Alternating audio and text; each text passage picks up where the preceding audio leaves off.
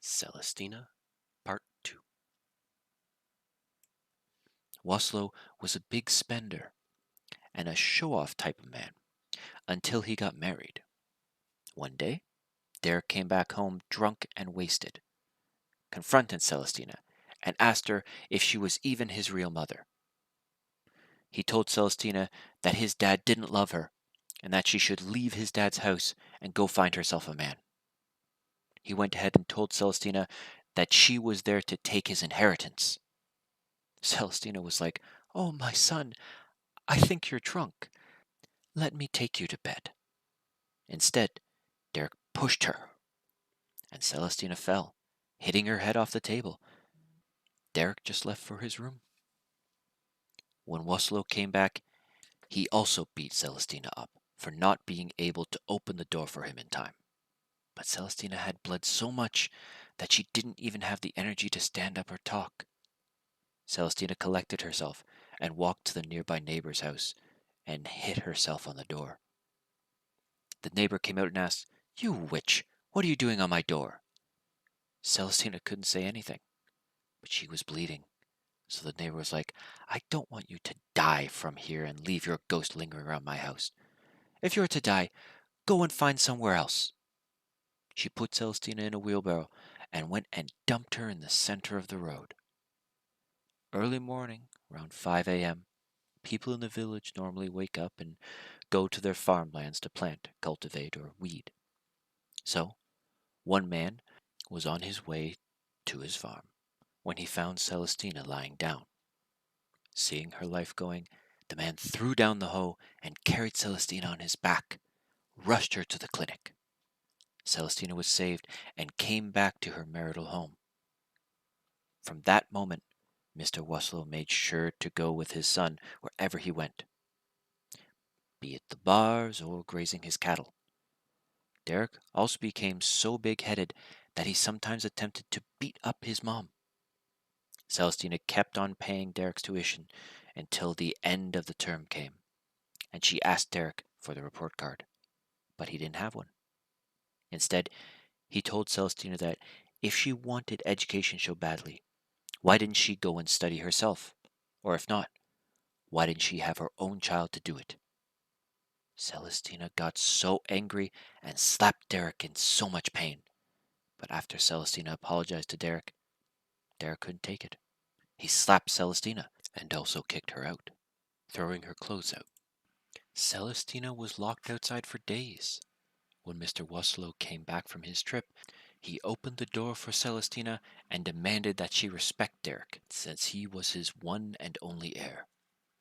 He told Celestina that she could never be able to bear him a child, so she should make sure Derek was well catered for. One night, Mr. Waslow came back and found Celestina crying. He asked Celestina, "Who had beaten you? Why do you want to make me look like a bad person?" He then told her to get up and get him food. If she was tired of living, why didn't she kill herself instead? Celestina went into the kitchen, served him food, and went to bed to pray. When he came, he asked Celestina, "Are you asking God to punish me?" He laughed at Celestina and advised her to direct her prayers toward her barren womb, giving a provocative smile. He went ahead and demanded that Celestina fulfill her conjugal rights. Brethren, with so much stress, disrespect, and torture, if it were you, would you even think about having sex, even if it was not with Wasolo?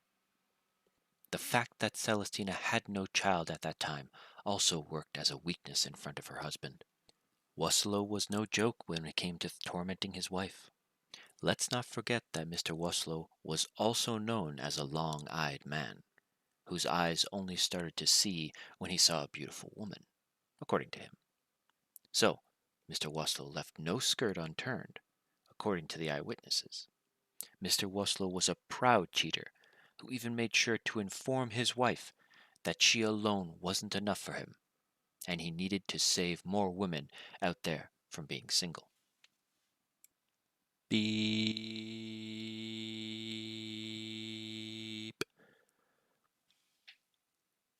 As time went by, Mr. Waslow met a woman and he rented an apartment for her. Waslow didn't stop there. He went back home and bragged about it to his wife. He said, I have met a goddess. In my whole life, I've never ever met a woman like Gladys. Celestina wasn't moved. She just told him, Oh, I'm happy for you. At this point, Celestina was like, I'm not going to be harassed or raped. Instead, Gladys is going to be doing all that which I have failed to do. This made her almost receive a slap from Waslow, but since Waslow needed advice from Celestina, he saved the slap for another day. He asked Celestina on what he should do so that he can be able to keep this woman. Celestina replied, You can talk about anything, but make sure you don't discuss about our bedroom issues with her. There is no woman in her right mind who will take you seriously if you start putting down your wife. This will show her that you will do the same if you get another woman. Waslow left and spent most of his time with this woman. He never even came back home, and same goes for Derek. Derek got so much wasted that he spent most of his time in the bar. One would ask me where Derek got the money. Derek was a professional robber who made money through stealing people's plantains, yams, cassava, and matoke from the garden. Derek could also take time in harvesting people's coffee and sold it to get money. This didn't go well for Derek. The village people got really very angry with him, caught Derek red-handed, and killed him. But what really made Derek to get killed, Derek defiled 2-year-old neighbor's child. I hope you guys remember the lady who told Celestina to go die somewhere else. Yes, Derek defiled her child in a very brutal way that she ended up hospitalized for months. So when they caught him that day, they stoned and burnt him to death. This happened when Waslow was not around. Waslow was busy satisfying his manhood, guys. On this end, Celestina's business was doing so well, she bought land and started getting into the farming business as well. She planted trees, coffee, and also dealt in produce, so she could wait when it's harvesting time, and she buys crops. One day, Mr. Waslow came home and told Celestina that he came back from work and found when Gladys had left. Celestina didn't react to it, but when Waslow rose his hand to beat her, Celestina held it and told him never to ever think of raising his hand on her again. Waslow was left in shock, but as a shameless man that we know, he still got the guts to utter out bad words, as in calling her names, a witch who killed his son, and so on and so forth. A few months went by since Waslow was a little humbled with Gladys. He was coming back home on time and also not going to the bars as usual. One day, Celestina was feeling not as usual, and she went to the hospital only for her to be told that she was pregnant. Celestina was happy and couldn't wait to talk to her husband.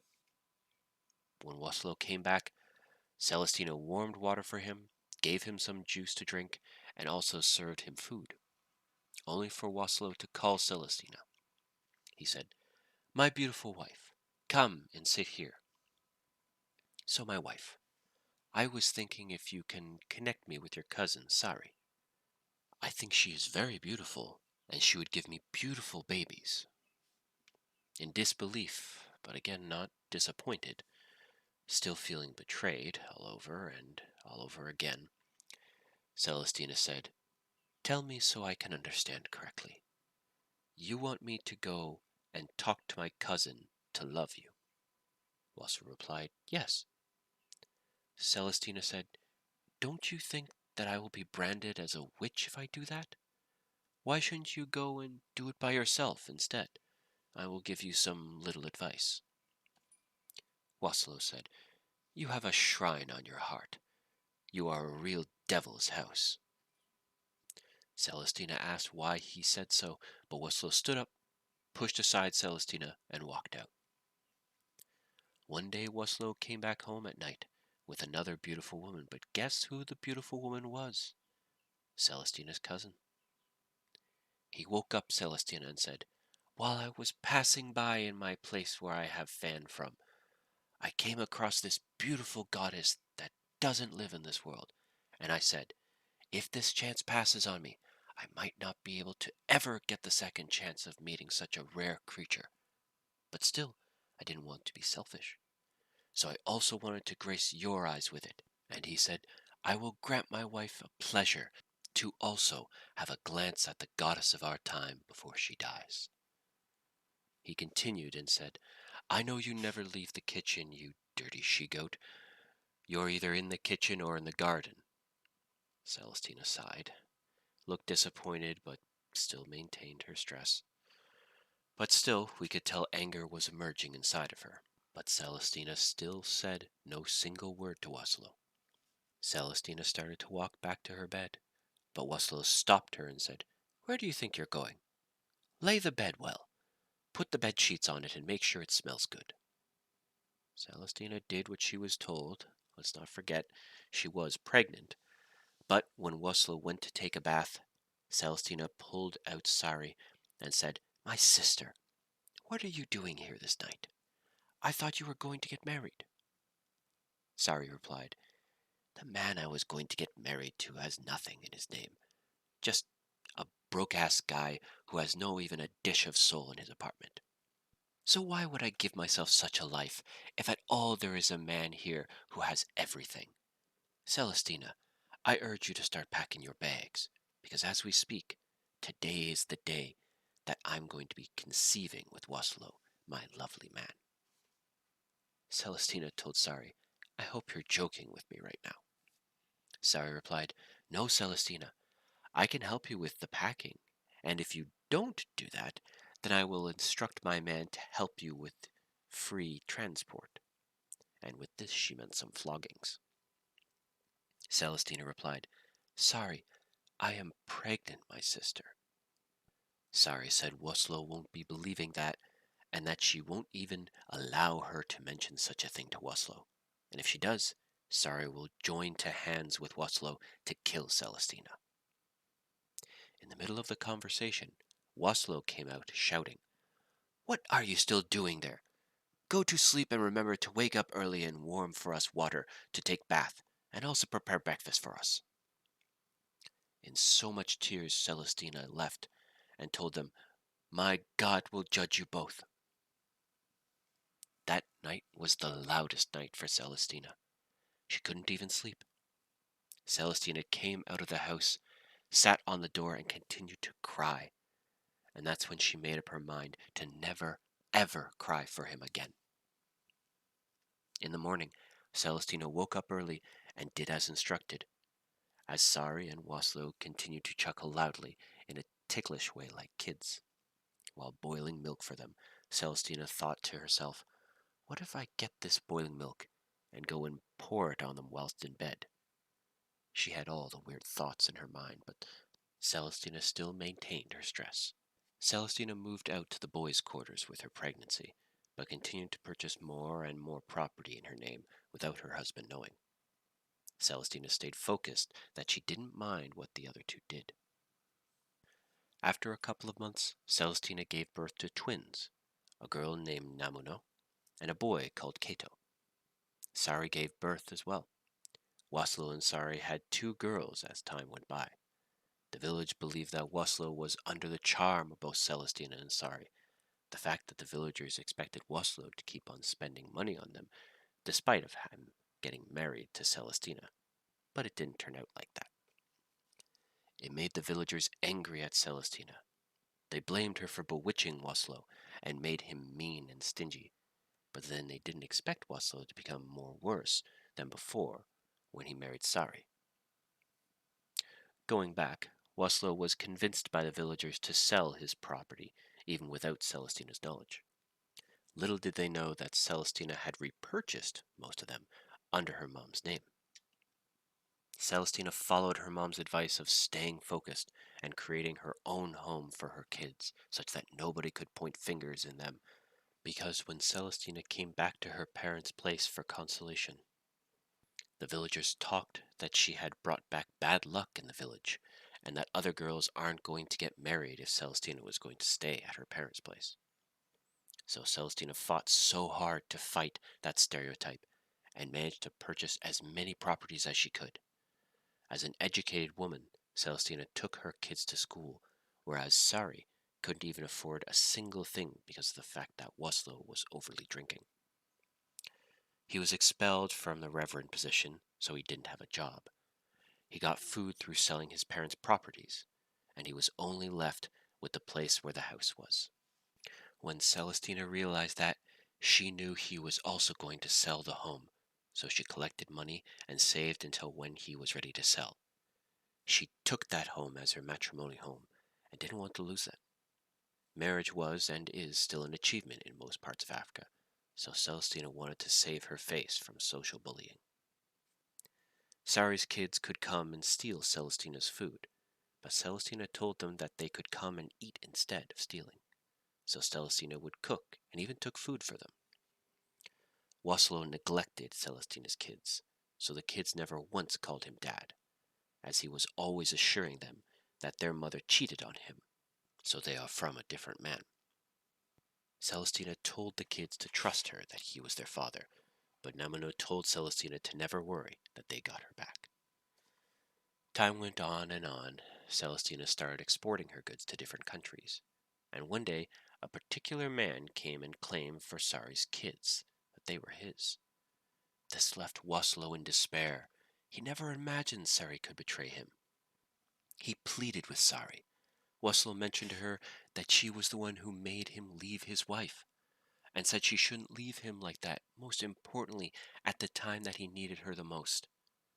He told Sari to at least leave one of the kids for him, claiming that he clothed, fed, and also paid their tuition while abandoning his own. But Sari told him that, oh, he wasn't man enough for very many reasons.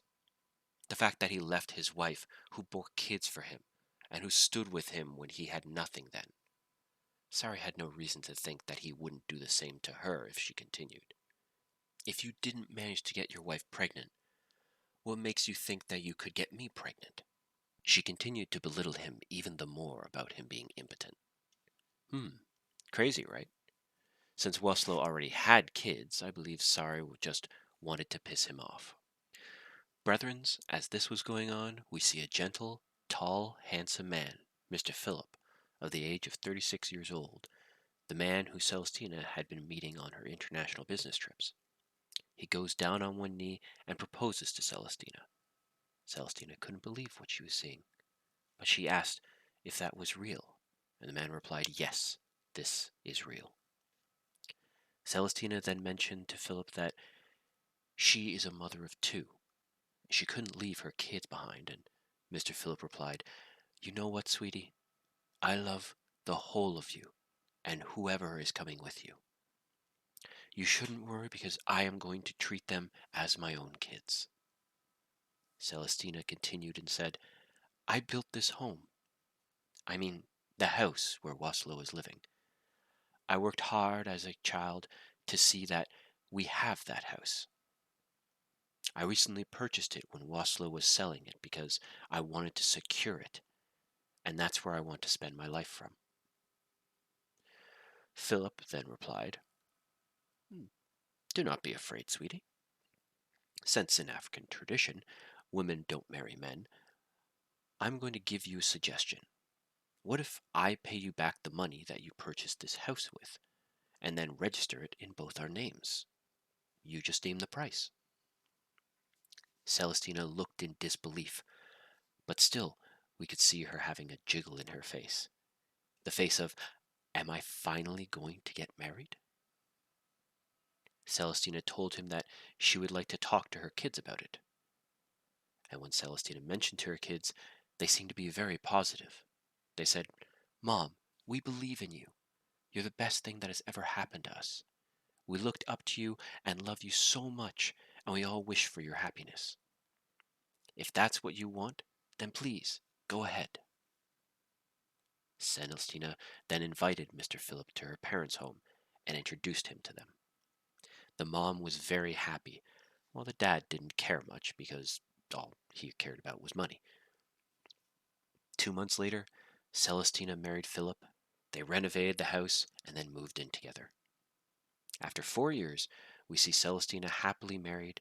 Her business and that of her husband's is doing well too. They give birth to two more handsome sons, while on the other end, Wosolo is suffering from emotional and mental distress.